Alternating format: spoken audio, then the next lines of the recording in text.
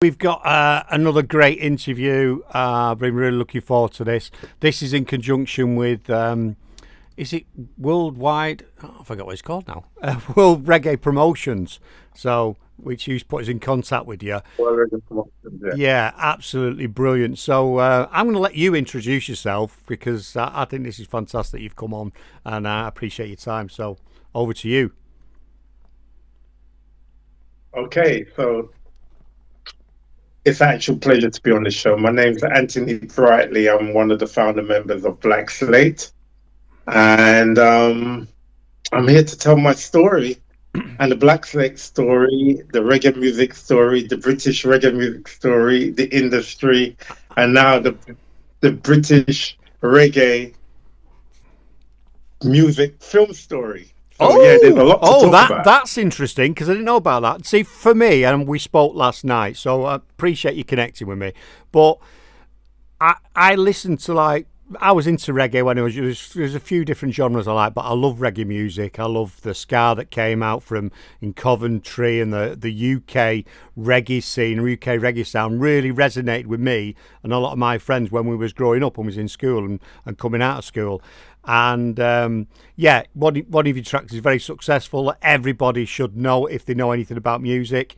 Absolutely fantastic. You're on tour as well, so which is good. I've been looking at that. So yeah, so everyone will know Amigo. I won't play it on here because we'll get copyright on YouTube. But if you don't know it, I'll put a link in. Go and check Amigo out. Some other crack is there. I was talking to my brother the other day, and he went, "Oh, boom, boom! I love that. It's on one of my playlists." So he knew it straight Yeah. away.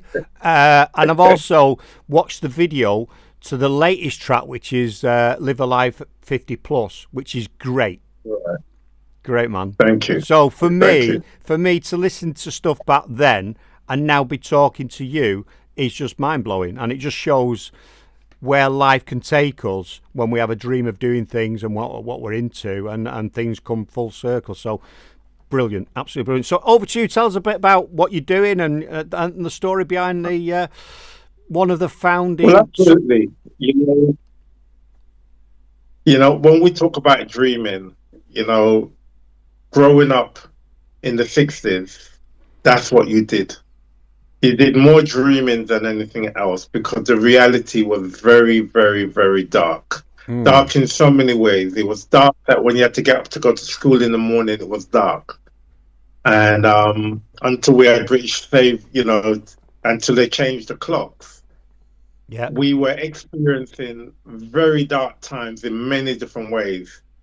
And really, what it was that lightened up and gave us hope as young black kids, call us children of the Windrush generation, was the Jackson Five, yeah, where you actually saw not just one person, but you saw a black family on stage, on television. yes, And if you can imagine how alien that was to us, even now, when you look at TV, it's moved on, but not to how everything has moved on. It hasn't moved on that much. But to see a group dominating the airwaves, dominating TV, having its own cartoon, it had a massive impact on us. And as a result, I talk about this all the time. If you went to any girls, whether you was your cousins, aunt, friends of friends, and you went into a girl's bedroom, it was plastered with the Jackson Five and Michael Jackson photos, plastered, you know, all over and it just was everywhere. yeah. And as a result, being a young kid who was into music, not really understanding it, but I was definitely into it.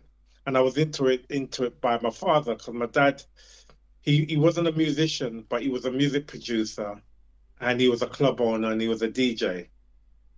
So, you know, we always had music around us. He was playing as a DJ. He would take me to stage shows. So there was always seeing, experiencing the effect of live music on me. and then watching the Jackson 5 on television and that having an effect on me. Mm. I joined some older guys because I was only 8 at the time, and we joined a band called the Maestro and Five. And at the time, everybody who was starting a band had to put a five on it, so there's only I five was of you going in to the band. say Jackson 5, Maestro 5, everything's 5. I love it. I love it. Yeah, yeah, yeah. So everything was like that. Anyway, that was short lived. That lasted for 2.5 years, and then I was just approaching time to go to secondary school, and in the summer holiday, a friend of mine said, "Look, there's a group up the road rehearsing, and they're looking at a keyboard player." And, try and understand the magnitude of this. I'm like 11 years old. My parents are not at home, they're at work. Um, my friend from across the road, his parents are at work. He's older than me and he's a little bit more lively than me, so he goes everywhere. So he comes and says, "Look, come on, we can take your organ, I'll help you carry it down the road." And and I said to him, "Nah, let me go there first." So we walk 2 miles or Wow. just under 2 miles to this club. Because where the club was, there was no bus route. So you couldn't take the bus. So you had to walk to get there. And I walked and I got there and the guy said, so Owen introduced me and he said, "Look, he's an organist. He used to be in his own band before. And they've gone back to Trinidad. So he's available." So they said, "Did you bring your organ?" And I said, "No." And literally, that's how it started. The next day, I told my mum and dad. I stayed with them the whole evening, got home late, and then my mum came home from work and she said what you was doing, and I explained to her, all so excited, bit frightened to tell my dad because, as I said, I'm only 11, and but I went the next day again while my mum and dad was at work. I went up there and rehearsed, but only to find out that the owner of the club knows my dad. So Wow. so it's like, "You're George Brightly's son, ain't you?" And I said, "Yeah," like sweating, like, "Oh no, I'm gonna get in trouble." And he said, "Don't worry, man. We will look after you." Excellent. And that was the beginning of my full-on music career. Wow. And that band was called the Young Ones from Zion because we was all so young. Yeah. I was 12. The next guy, the rest of the group was like 17 and 18 and 19. So I was just that kid, but I was only the kid around with a keyboard player, with a keyboard. So with that now, I started to rehearse. We rehearsed 5 days every day.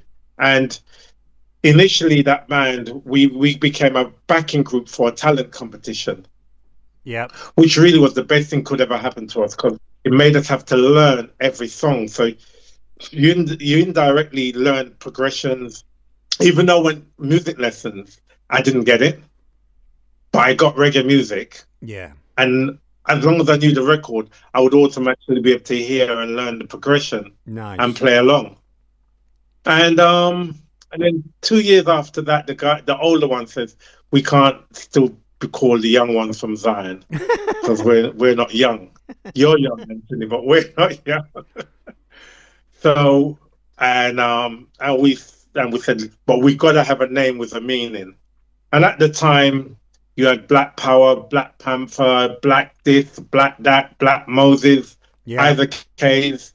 You know what I mean? There was a lot of Black Power knowledge coming over from the States. Yeah. And understand, we never even know about slavery because we wasn't taught in school. So I was totally sort of blind to what slave was all about. And they put out the film Roots. Oh man. And Yeah. Go on. Go on. Well, right, so I yeah, watched that just as a. that, just that age,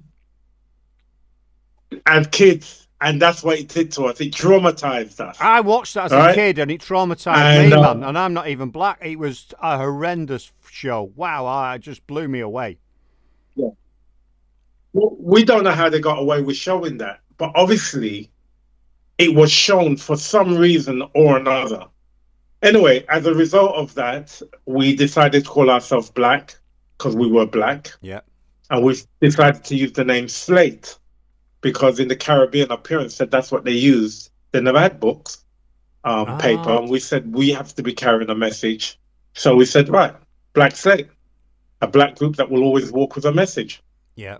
And this is where we are to this day, still putting messages in our music. That's, honestly, it's absolutely brilliant. I think it's more, yeah. Like going back to Roots, that was just shocking. But I like watching it. But then it made you feel sick watching it. Do you know what I mean? Some of the stuff that went on and where they were treated and all that, it's fucking horrendous. Um, Well, it was crazy because you by this time we're in a multicultural school. Your friends are white, and you're saying, "Did you see?"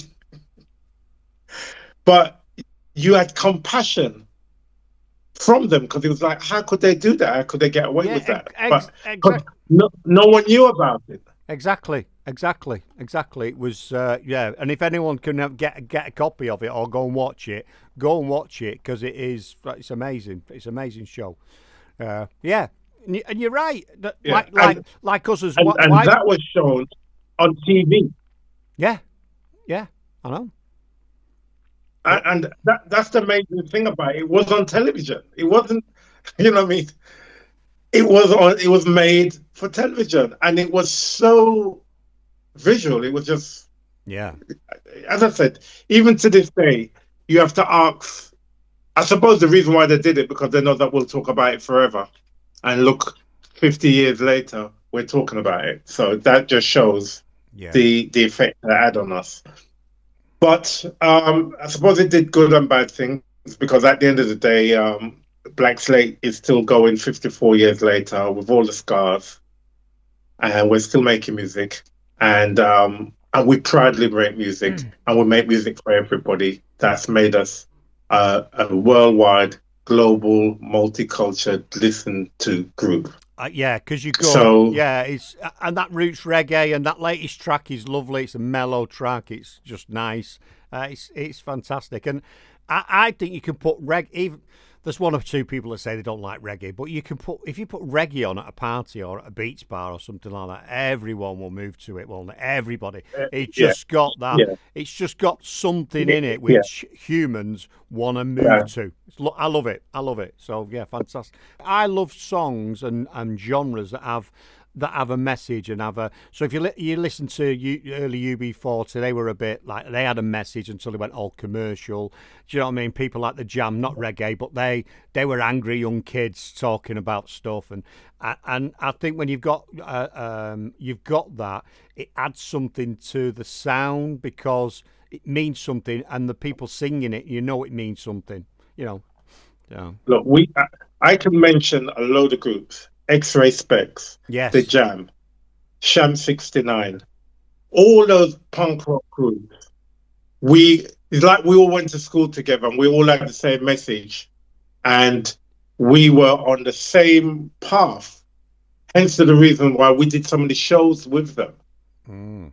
So you had punk and roots rock reggae shows at the Roundhouse London. We played every venue. Them days we had venues. So whether it was the Nashville, whether it was you name it, we performed there.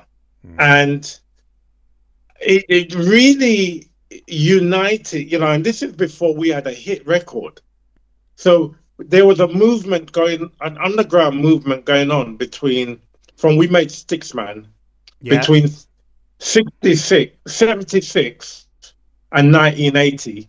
We were constantly on the road performing in universities, local clubs, local venues, up and down the country, as far as race car. Never been to a place like that before, Red Car. But when we went up there, Ah. they liked reggae music. So there were so many pockets of people that loved reggae music that you would never have known.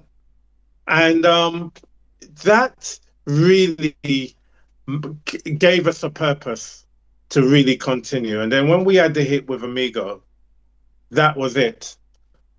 That was the explosion, but the explosion of Amigo gave us a very, very, very, very new reality to the world we were in.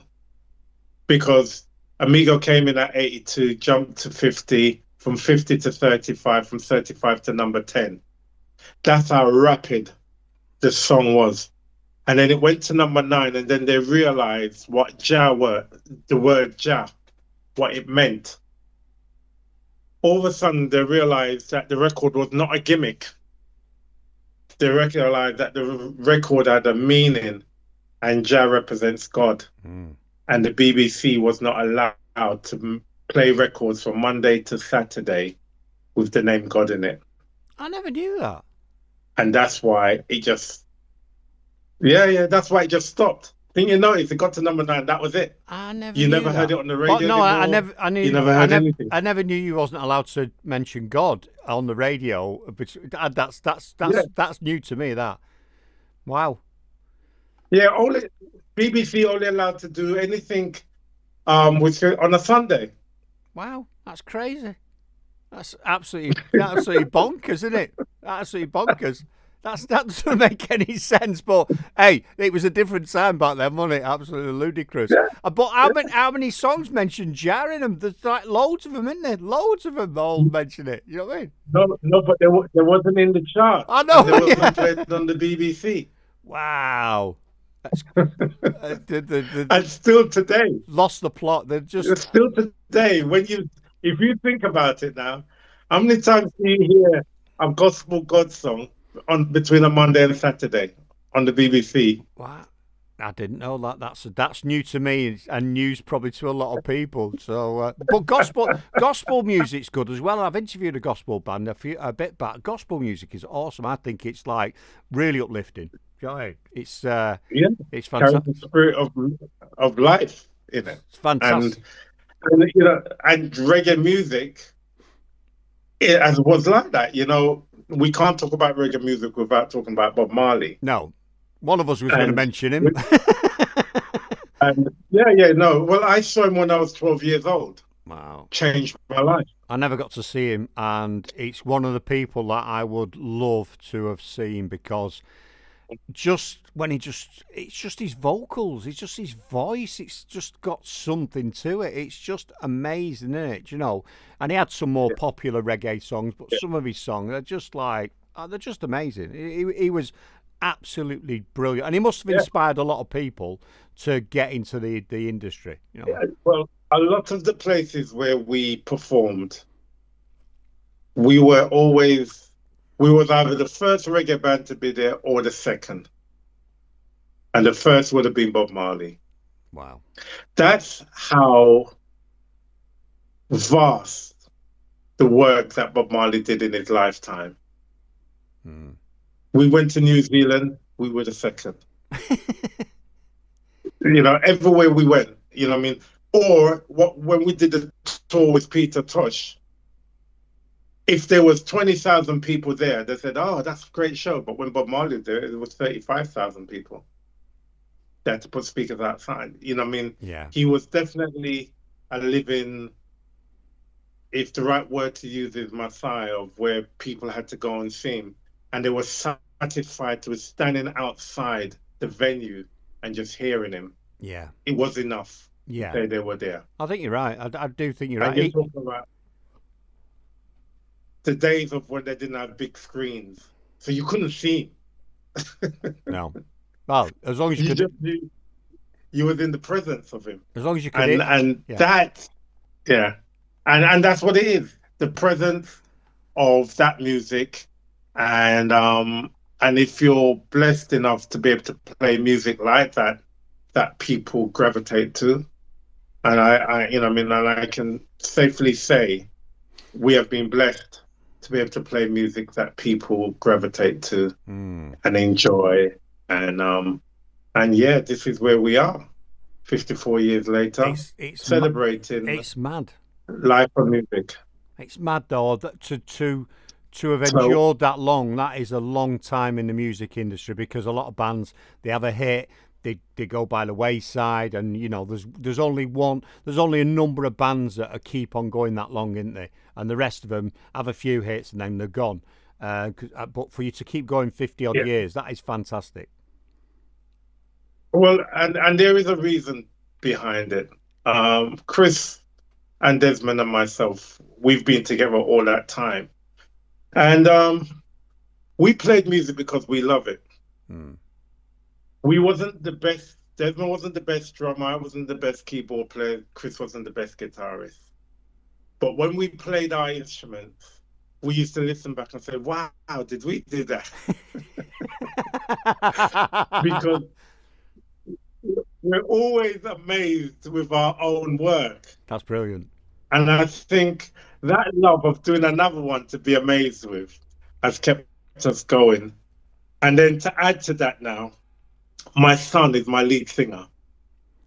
And which is the reason why we're doing all this 50 plus collection. Brilliant. Because my son is now, he's 44 and he's the lead singer for Black Slate. And then we've also got a 27-year-old bass player. So I just watched the video for was it the new song, Life of 50 Plus. So is that your son in there dancing and singing on the beach? Because I looked at him and I thought, hang on a minute, he looks young. I thought, bloody hell! When you come on, I was going to say, man, what have you been doing? Because you've done something right. Oh, is that in Antigua as well? Is that? That's in Antigua, yeah. Yeah, fantastic. And what they say about it's got a beach for every day of the year on it. 365 beaches. That's 365 beaches. Oh, mad! But I'd say it's an amazing scenery. Yeah, fantastic. I've never been. I used to work with where I used to work years ago. My boss used to have an apartment out there, and he loved it. People that went said it's amazing. So, but that's great that you've got your son involved as well. That's absolutely fantastic. Keeps it going then, doesn't it? I'm going to keep it going. Absolutely, absolutely. Generations. And the thing about it, he loves the music. So he loves the music for what it is. He loves to sing it. You know, if someone made a statement the other day and said, "Oh, why are you singing all that old people's music? My grandfather listened to that music." And he responded and said, "It's part of my foundation. Yeah. This is my daddy's music and I like it. So I sing it." That's madness. And for me, but you'd be surprised how you're sometimes growing up, children don't want to associate with themselves with what their parents associated themselves with. And this is where culture gets interfered with, because your lifestyle is your culture.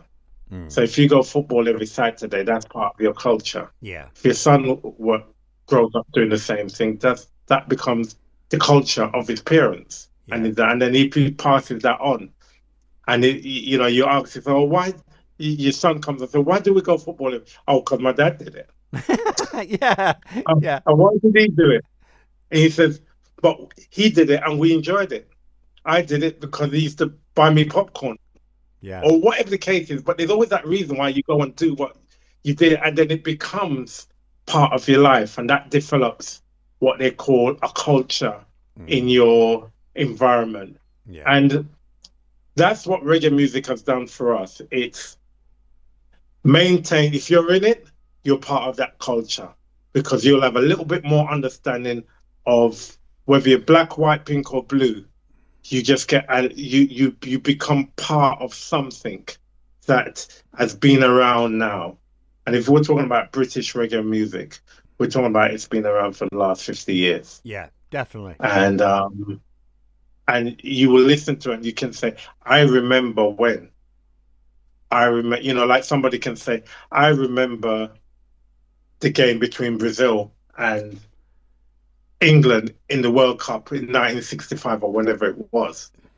And And then someone will say, I remember when I first heard Amigo in the party or in the club or on the Yeah, radio or whatever the correct, case is, correct. And and talk about it like it was just yesterday. yeah, and I think what got me into a lot of stuff as well. It's a similar sort of time was when I heard "Tears of a Clown" by The Beat, and I was like, "Wow, this is just like I love this. This is fantastic." You know what I mean? It's like, what is this? What is this? It's like it's Yeah, fantastic. You know what I mean? yeah, It's good, good, it's got a distinctive sound. The British reggae has got a very distinctive sound on it. You know, you had the absolutely, two tone in absolutely. Coventry, and that opened up a lot of things, and people that came out of that.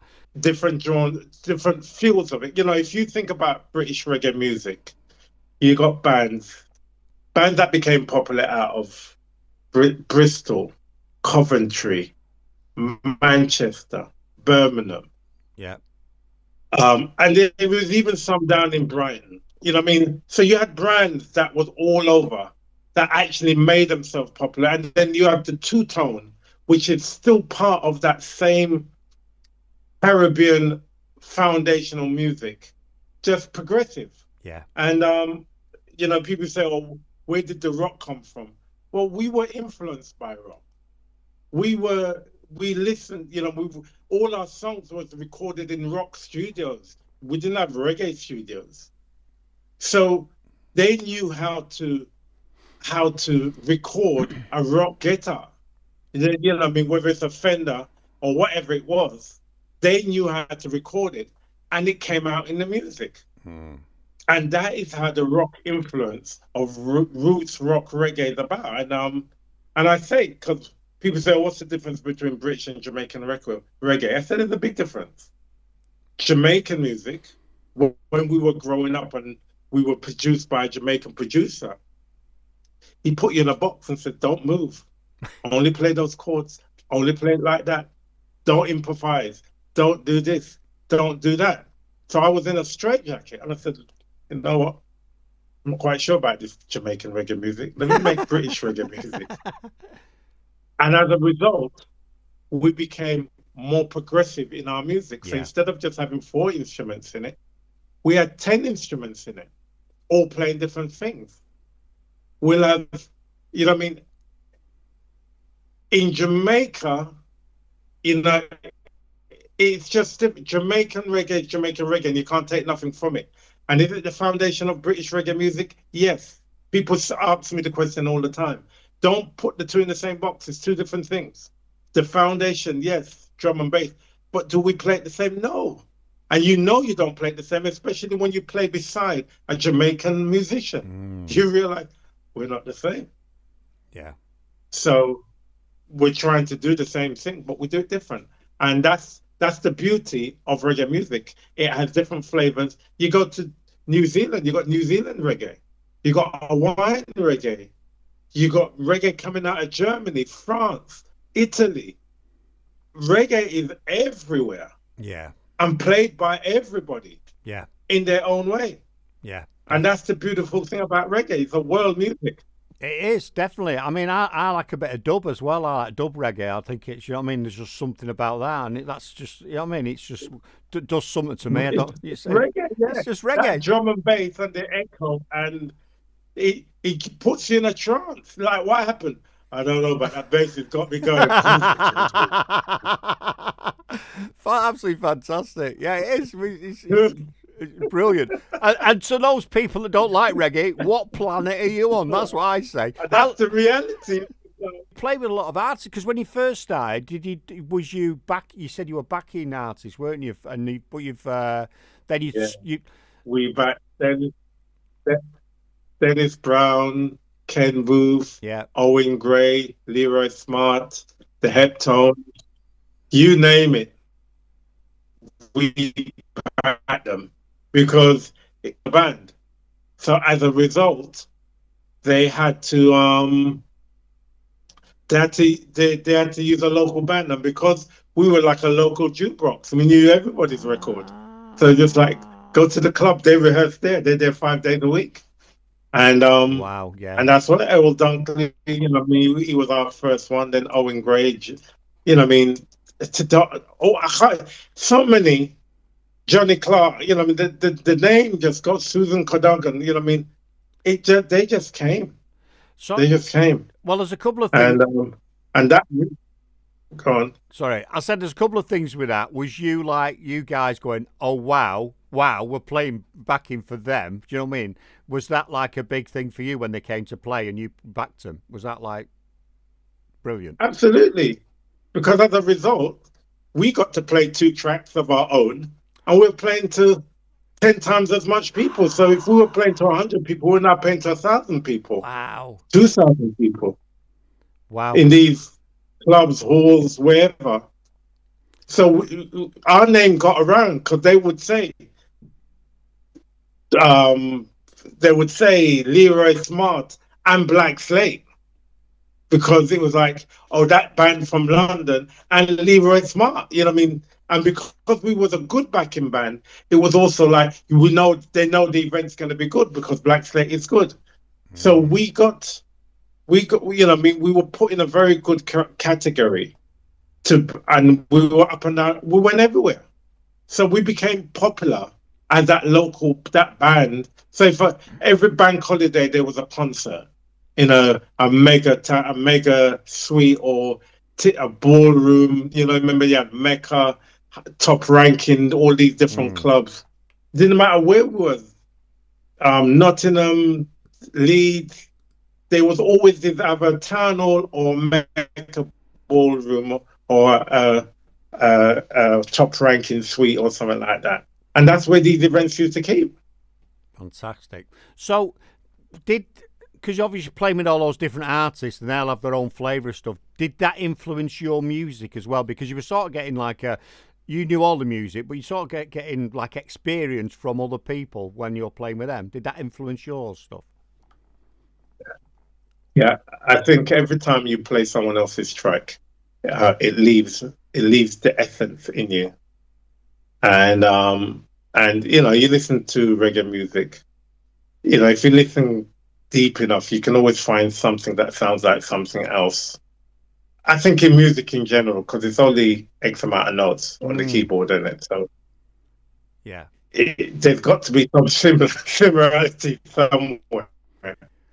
Yeah, definitely, because you can listen. You know what I mean, I think the beautiful thing about music. Go on. No, carry on. Sorry, we've got a slight delay, so I'm your talk. I think you finished. I'll start talking, and then you carry on. So don't carry on. You carry on. You carry on. Okay. Yeah. So what I was saying is that, you know, there is a similarity to everything because it is the same set of keys, that same chord formation. You know what I mean? But the melody is slightly different, or the melody is the same, but the background is different. So you found that, and I think music in general, there is definitely, you can always hear something in somebody's track. And then you can also hear when someone's copying somebody's track. So you can hear the essence of somebody, or you can hear the direct copying of somebody. Yeah. And the only thing you can't copy is a feel. Yeah, definitely. There's an artist interviewed a bit back, and I can't think of his name. It'll come to me later. And I said to him, I'm not being funny. I know you've not copied it, but the start of your track sounds like the Jam. And I played the track, and he went, "Oh my God, it does, doesn't it?"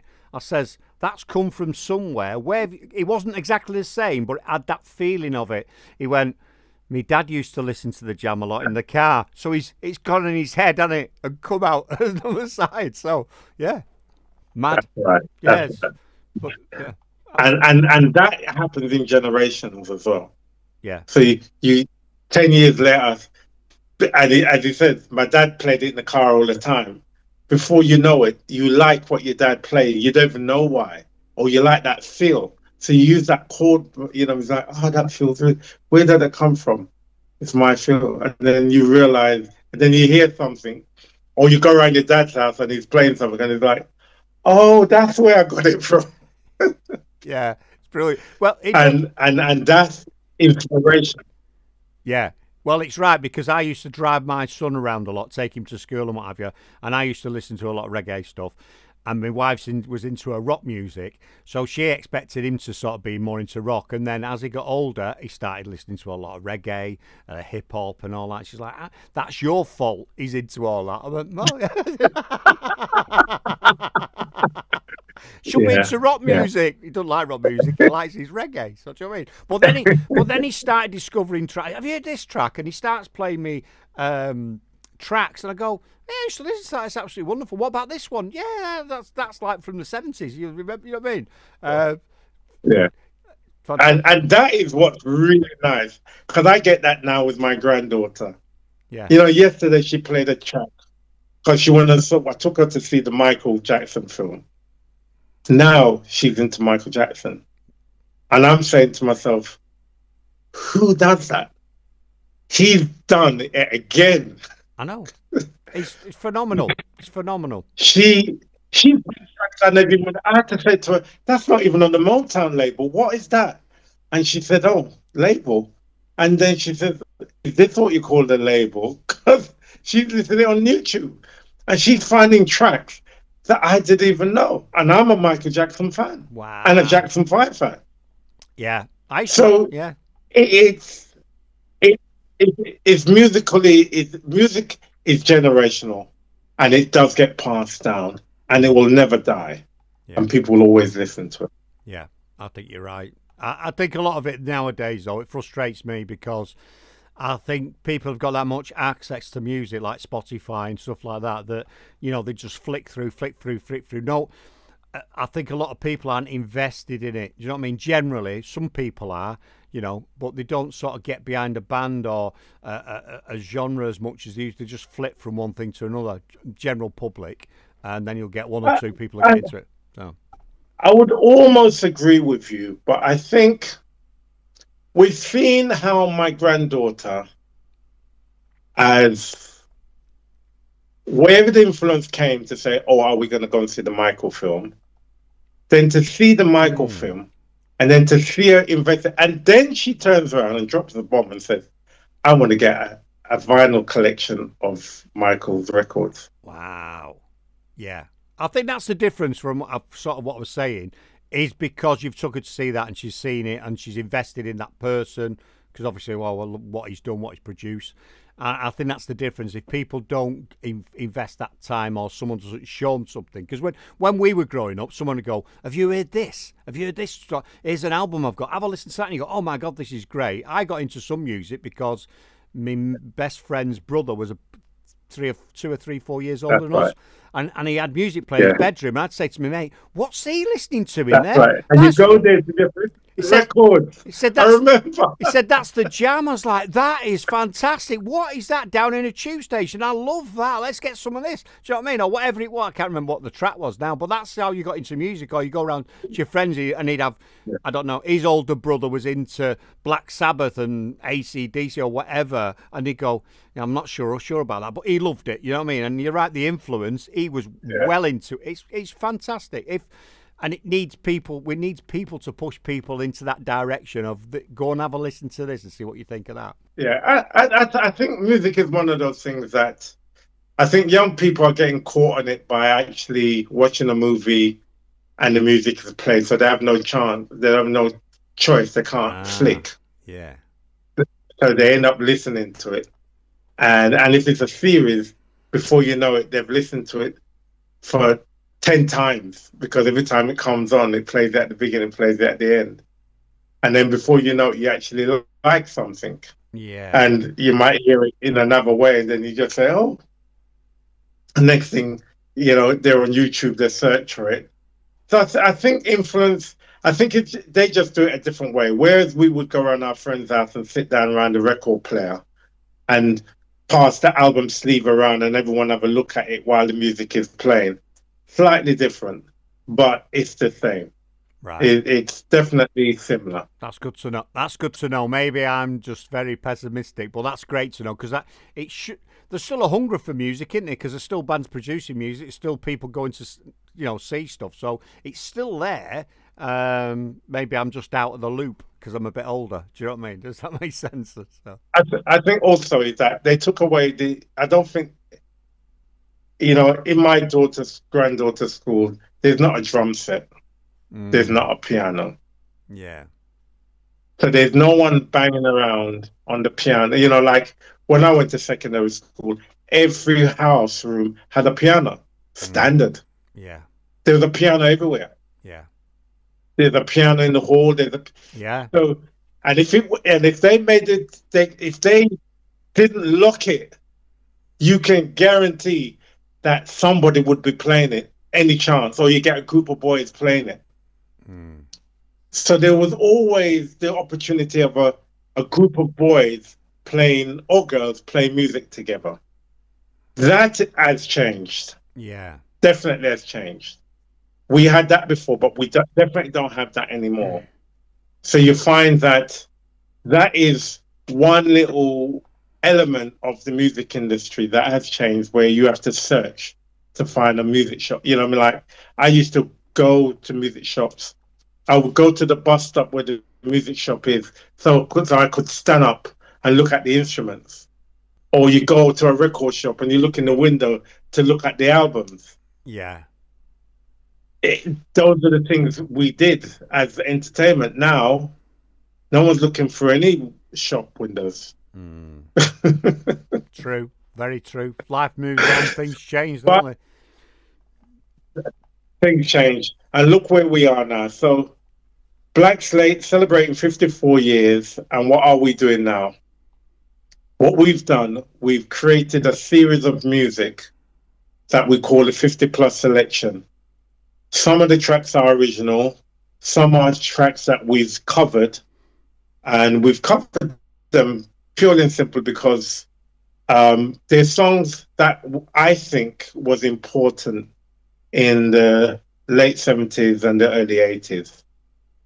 And we're remaking them now with a young singing voice that, if it's just the presence of somebody doing them, it reintroduces them to a new song. That's one reason. And then the other thing is that we need to celebrate our music because it is only 50 years old, which is, when you think of other genres of music, it's still very young, Yeah. very young. And the fact that then we've gone one step further, and we've created a documentary called Young, Gifted and Black that just talks about what it is to be young and gifted, and no one gets it and nobody understands, and what you have to do in order to nurture your gift in this world that we live in. And then we've done another one called The Sticks Man, which is the story behind the making of the Sticks Man record. And then we've done one more as well, another one called the DJam Reloaded, which is our festival, because we do a festival here in Antigua where it was based on DJs only first, and then now we've just put the roots rock element to it. So now we've got a concert called The Roots That Rock Reggae.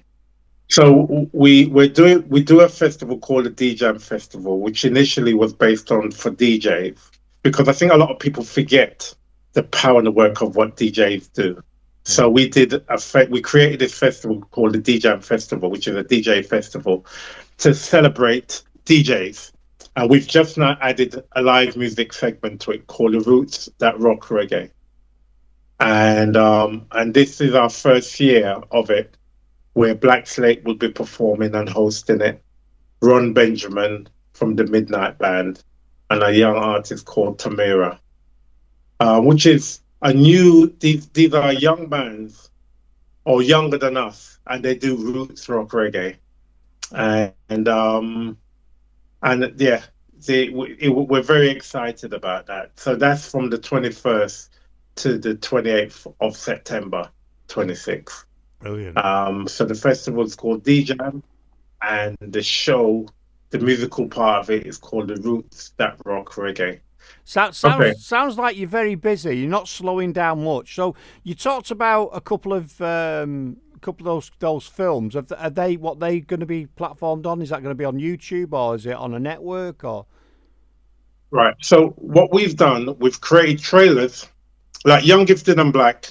Yeah. is on the is on YouTube. Yeah. Everything else is a trailer. And what we've done, we've collaborated with individuals, and so say for example, we'd come to your town and we'll do show it in a local cinema. Ah, got you. So 100 seats, 150 seats. And what we normally do is show the film, and we do a show as well, because most cinemas have got a little stage in the Yes. front. So we do like a small amplified set. So we walk with a small PA and perform. Nice. And because I think because they've closed down most of the little small clubs, this is a new way of getting into people's town. So you team up with one or two or three DJs. So, like for example, you say, right, our local cinema's they've got a 50-seater, a 100-seater, a 300-seater, whatever. You book it on their worst night, so it's a Monday, Tuesday, or Wednesday. You're home by 10, 11 o'clock.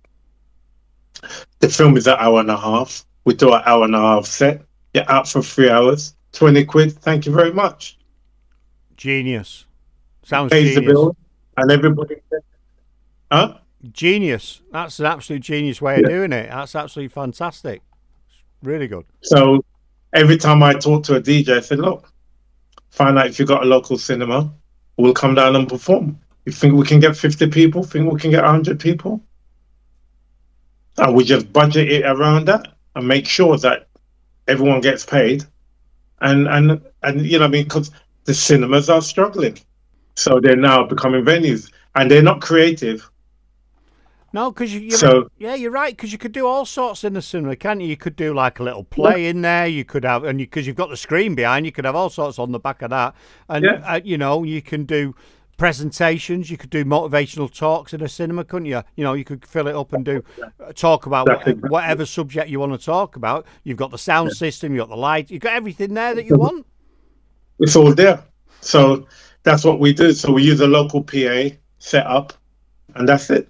Fantastic. That sounds really good. Very forward thinking. That I like that. It's a great idea, and wish you success So with we've that. been doing that now for the last 5 years. Fantastic. Sounds great. Brilliant. So, and with a little social media and promotion, everyone knows about it. Yeah, it's good. Yeah, So sounds wonderful. we, Sounds we wonderful. can talk about that. But yeah, so that's what. So we're in the process now of doing two films, and one of them is about the last 25. What happened in the last 25 years of Hackney, which is where where basically where I was born, Yeah. and what's happened to the music there and why. And you know, it's I'm specifically talking about Hackney, but it's actually happened all over England in different hotspots. They used to call them the hotspot boroughs, because there was a time when there was extreme violence going on. But before the extreme violence, it was a time when it was an extremely violent area of black communities themselves, because they never had no choice. And you know, you couldn't go to a white club, so you went to a black club. It was so distinctive in those times. But we as a result, we ended up having a whole community that didn't have a shut door. So, you know what I mean, all your friends, we all went to the local hall and listened to the music, and it was always everyone who went. So, you know, the reality of how it was is how Hackney was. Hackney was a striving hotspot borough, not for violence. You know, they call it Murder Mile at one point, you know, and it had a lot of publicity for that. Yeah. And I was living around that road. I said, who they're murdering? But we had so much publicity for the wrong reason. Yeah. So, so basically, my films are about history, reality, and it exists. So they've put our name in stone at Dalston Cross. They've created like a walk of fame, and they've put Black Slate name. They've put my dad's name. Newton Dunbar, different individuals, Lloydie Coxon, Louisa Mark. They've also created a garden for the New Cross fire. You know, the 40 people who died at the New Cross fire. So they've got a garden there. So the film actually starts there because where that place is where the nightclubs are. A famous nightclub, the Four Aces was there, Cubis was there, 007 was there. And it's like, what happened? Why doesn't anyone know? Yeah, So brilliant. And it's good. We need to keep those stories going, all those things that have gone in the past, or for future generations. Don't we? We need whatever it is, wherever you come from. We need those to keep going, because otherwise people forget, don't they? So I always tell my son about things from when I well, was growing up, and people forget, or someone else rewrites the story. yeah, yeah, and that's famous. So it becomes his story. yeah, the most definite, and it's it's interesting because it wasn't easy. It's never been easy, but I think a lot of people think we had it easy back in the day, and we didn't. No, you particularly worse, because obviously of your skin color, but we didn't have it easy when we were growing up. It wasn't. You know what I mean? It wasn't all rosy, was it, in the garden? It was tough in the 70s, the late 70s. Yeah, It if was somebody tough. came from Newcastle, Sheffield, you know, when they were shutting down the coal mine, they're like, what are you going to be? Well, coal miner. Or what was your dad? A coal miner. Or what was his dad? A coal miner. You had generations of family who lived a certain way in England. Yeah, And obviously, the beginning of the 80s or the end of the 70s, the beginning of the 80s, that changed. yeah, But it changed with you know what I mean? Remember what was it, Arthur Scargill, all of yeah, that? yeah, It it broke up families. yeah. I remember And it. only now they're doing films to explain what happened during that time. But it divided local towns Yeah, because it these are and it's no one's proud of it, but at the same time it's our story, it's our history. yeah. Why was there not an ill carnival? Because we wanted to have a dance? No, because they killed somebody down there. Do you know that? No, they call it the biggest carnival in Europe. You lose what it stands for in commerciality. Yeah, And I think what's important is that I think giving someone the opportunity to know, whether they want to know or not is another thing. That's why we had libraries. You know what I mean? They said if you want to study and find something out, you might not be able to afford an encyclopedia, but go to the library. There's one day you can use. yeah, And and that's what we're doing. We're extending the libraries for people that if they want to know, at least they can know. brilliant. And Absolutely. I'm making sure that we're in the libraries. Yeah. Yeah, you're right. It needs to be out there. It's fantastic. I love what you're about, and I love what you're doing. And yeah, it's. I hope you keep going, and I hope the name Black Slate is still going in another 50 years, and someone else is interviewing your lad about it. That would be amazing, wouldn't it? Really.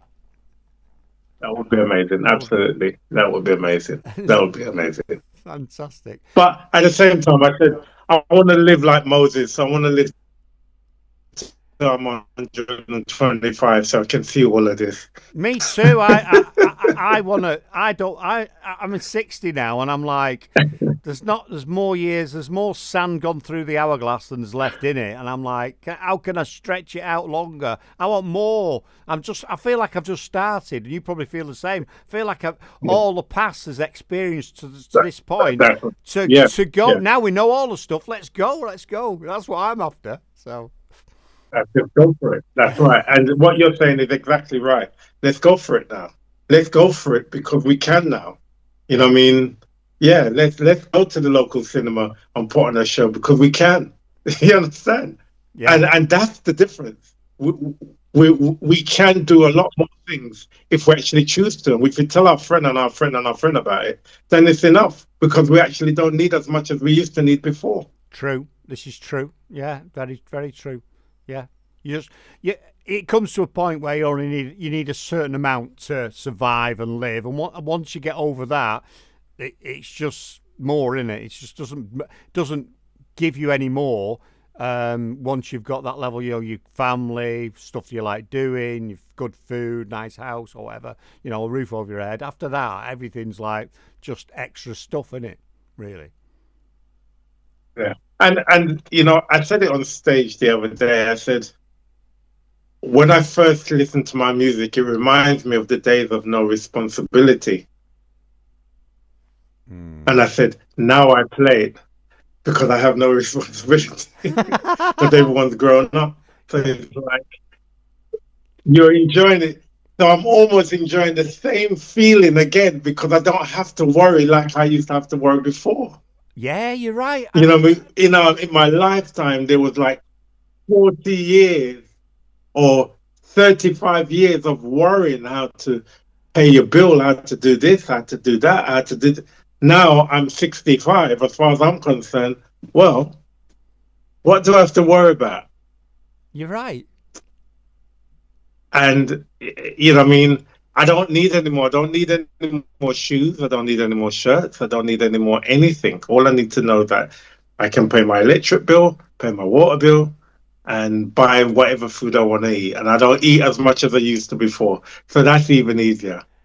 So I sit down in this little room and make music. Love it. I never thought of it like that, but you're absolutely right. Because I'm 60. My lad's left home nearly 2 years ago. I've got three sons, but the one that was the youngest one. So they've gone now. So I've not got to be anywhere for that. I've got to do anything. And we're both at a point where, could retire if we want to retire. And I choose to ride motorcycles because I love doing it and it gives me a little bit extra in. But I could sit in this. Yeah. I could just sit in here in my studio and just do whatever I want. I'm actually. I started. Where's my thing? Where's my camera? I started to learn the drums last year, so I'm learning the drums at the minute. So that's something I always wanted to do, and I can play a couple of tunes. And just before we're on a bit of a break with him at the minute, he says, "Is there anything I'm not showing you so far?" Until we start again, I says, "Bit of reggae." He went, "Oh, reggae." I went, "Yeah." So he taught me how to do a bit of a one drop, and I'm like, "Oh, I'm sort of getting that." So I keep practicing it. So hopefully in a bit I'll be able to just jam with a bit of reggae as well. So that's what I'm doing in my. And you people say, "Why are you doing that now?" Because I've always wanted to play an instrument. I have always loved music. Like you talked earlier about looking in the music shops. I never thought I'd be able to play an instrument or sing, but I always wanted to be a DJ. So I used to, if there's anywhere with the DJ shops with the speakers and the double decks, and I did a couple of school discos. All right, yeah. I used to be like, oh my God, look at them speakers, look at those lights, look at that. And I used to just drool over it. At the time I couldn't afford it, but I was like, how do I get some of that? Because that's what I want to do. So it's sort of my dream at 11-year-old was being a DJ or being a presenter or doing something like that. And it took me till about 50 before I got into it proper. And that still blows my mind now. I think, wow, that's amazing. But you did it at 11, so hats off to you. Well, hats off to my parents because they never ever made me thought that I couldn't do it. And even if they thought, what is he talking about? They never made me feel like that. Yeah. When I said to my mum, I want to buy an organ, she says, how are you going to do that? I said, well, I want you to buy it for me. She said, I don't have no money. I said, I can pay for it every week if you want. And she gave me a child allowance book. And she said, take the book, cash, go to the post office and get the money. And I paid for it every week. Well, I used to get £1 something, right? And my organ cost me £99. Wow. Took me 2 years to pay for it. Well, fair play to your mum for doing that. That is brilliant because back then, giving that to you would have been a big sacrifice. I've no doubt that would have been a massive sacrifice. Because people weren't flush, were they? Didn't have a loads of cash. No, not at all. But I suppose it was one of those things like that book always did something that she said it's for you. The government give it to me for you. So you need this, you need that. So it was always like that. And she just said, well, you won't be able to get that anymore. And I said, that's all right, because that's going to make me make money to get those things that I can't get anymore. Exactly. And there's always, and that's probably that physical, having that book probably spurred you on to do that other stuff, because you knew what your dream was and your goal, and you had it in your hands. Absolutely. You just had to wait. You just had to wait until enough weeks went by until you had enough to pay, and that's fantastic. That is absolutely brilliant. Well, just 2 days ago, Ron Benjamin, who's going to be on our show, right? He said to me, I said, how you doing? He says, boy, I'm here trying to make 30 cents into $1. So I said, oh, that's easy. And he laughed. I said, yeah, just plant the seeds and water them. They'll give you more than $1. Yeah. You just got to wait and believe. You have. And that's what we do. We plant seeds and they germinate and they become plants and they become fruitful and give you multiple. Yeah. There's definitely something there, isn't there, from like manifesting or having a desire for it. Whatever, if people are religious or not religious, if you put it out there to the universe, then if you don't, then you're not going to get any. It's not going to happen. But if you truly believe in your heart that you want that, or you want to be this, or you want to be that, then I don't know how it happens, but it comes your way. Well, you see what you said, believe. And faith is believing in something that you can't see. Yeah. So you believe in something in your heart, wherever you want to believe it, but we use in our heart where the Almighty God lives. Right? I know you're not getting we're not getting Christian or whatever the case is. Yeah. But we're just talking about the reality. So in your heart, without your heartbeat, nothing happens. Yeah. So you protect your heart. And if you believe, it will come true. And it's called faith. And that's believing in something that you can't see. Yeah. And they say, well, faith without works is dead. So you have to work towards it. So if there's a plant you feed, you have to water it every day. Yeah, like a farmer. Like you can't rush through things in life, and I learned that a long time ago.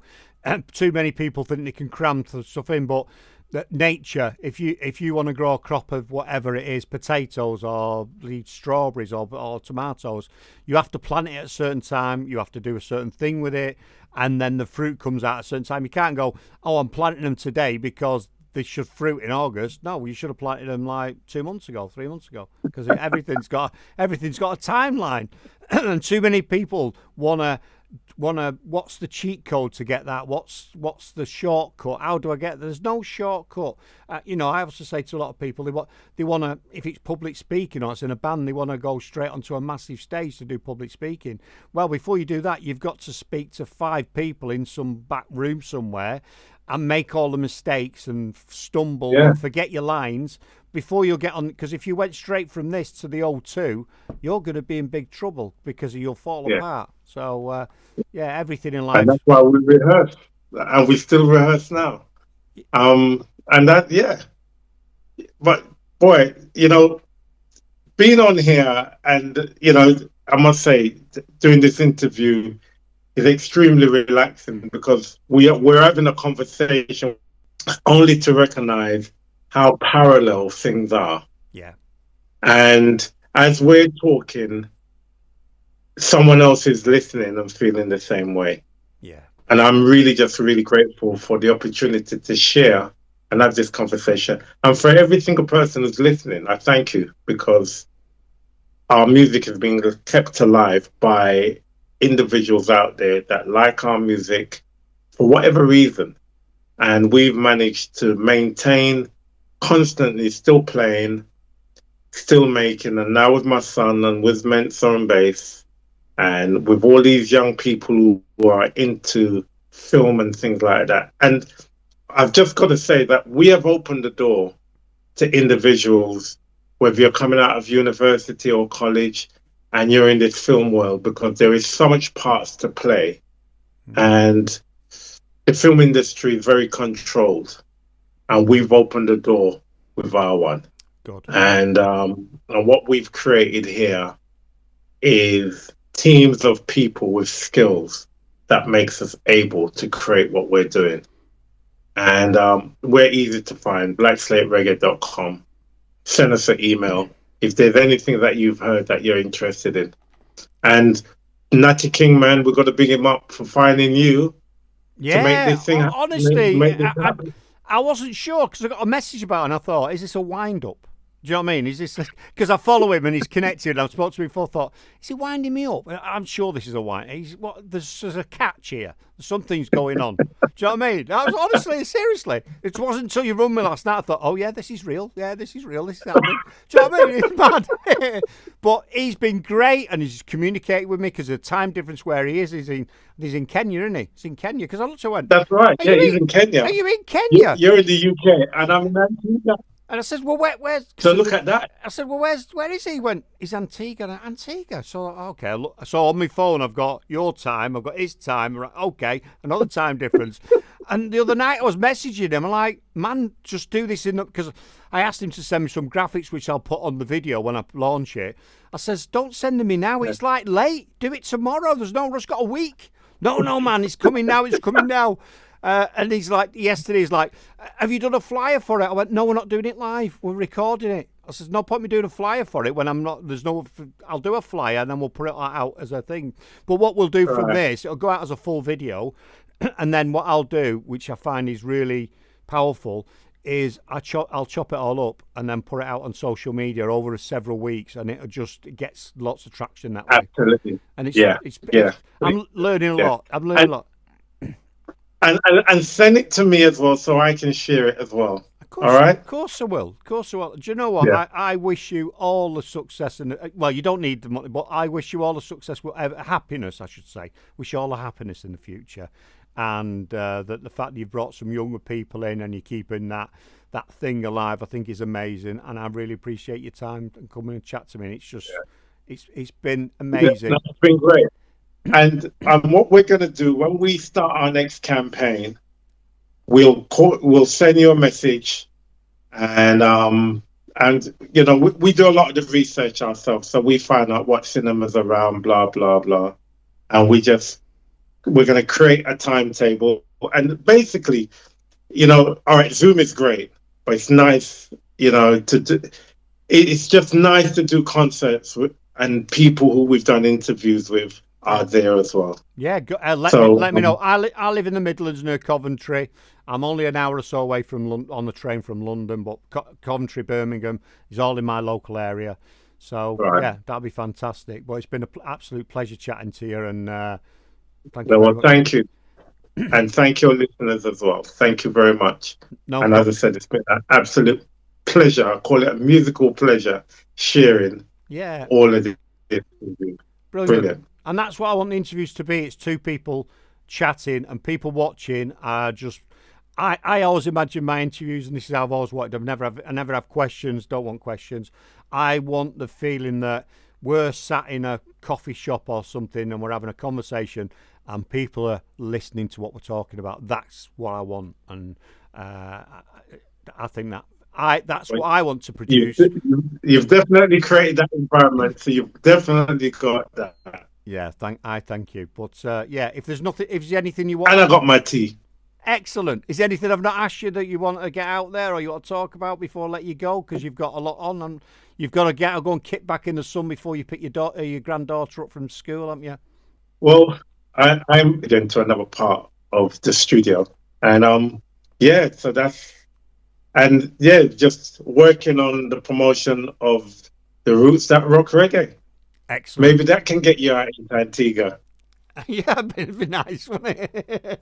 Absolutely wonderful. Sounds good. It's absolutely brilliant, that.